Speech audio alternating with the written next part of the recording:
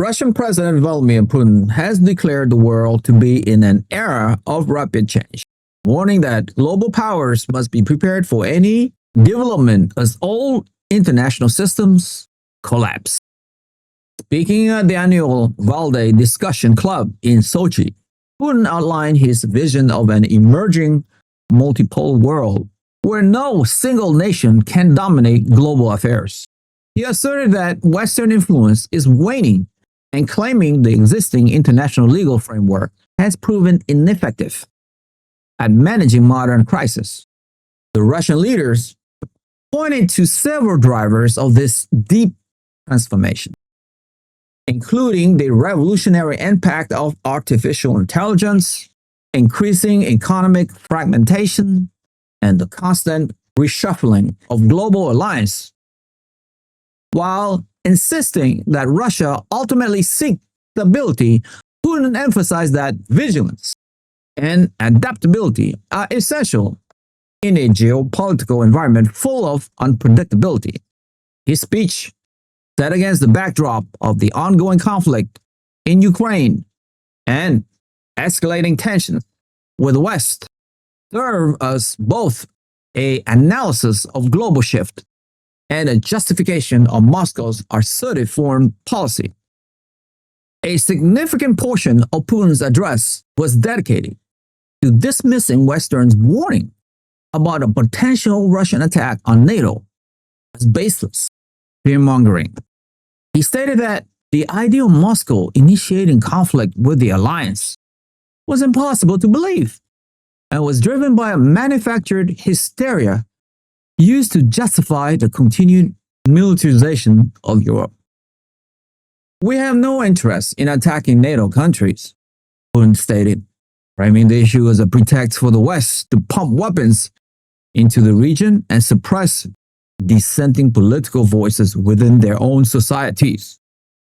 However, he coupled this denial with a stark warning, declaring that Russia would respond swiftly and decisively should it be provoked by European actions.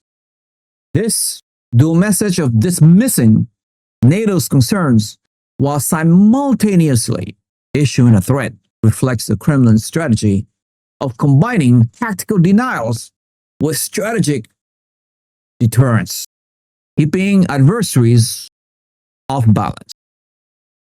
The context for Putin's comments include continued military operations in Ukraine, while Russian forces report ongoing advances. The Ministry of Defense claimed the capture of village of Verbovoye in the Dnipropetrovsk region and reported significant Ukrainian casualties across multiple front lines. The rhetoric from Russian military commanders remains fiercely combative.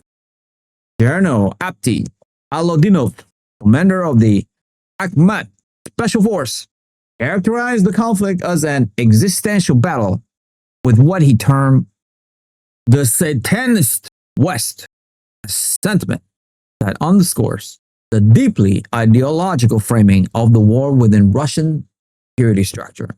This followed the European Union's decision to utilize billions in frozen Russian state assets as credit for Ukraine. A move denounced in Moscow as proof that the West is a direct participant in the conflict. General Alaudinov dismissed the strategic impact of potential new Western weapon shipments, such as Tomahawk missiles, to Kyiv, asserting Russian superiority on the battlefield. Putin's Valdai speech and the accompanying military report collectively project an image of a Russia that is confident, strategically patient, and prepared for prolonged confrontation. He advised Western leaders to cool down, sleep calmly, and take care of your own problems, suggesting that internal societal issues within their countries are a greater threat than any from Moscow. The overall narrative from the Russian leadership is one of historical inevitability, where a declining West is lashing out as a new multipolar order championed by nations like Russia and China take shapes. Putin's warning that the world must be ready for anything serve as a summary of this unstable transition period, positioning Russia not as an aggressor, but as a pivotal and resilient state navigating a turbulent global landscape that it believes is moving in its favor. If you have made it this far, congratulations. You have unlocked the truth. I want to ask you a quick question though.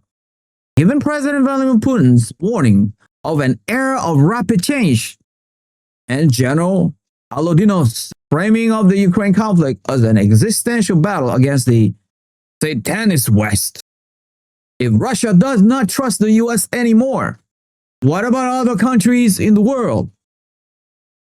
Do they trust the US? And why? Join the debate.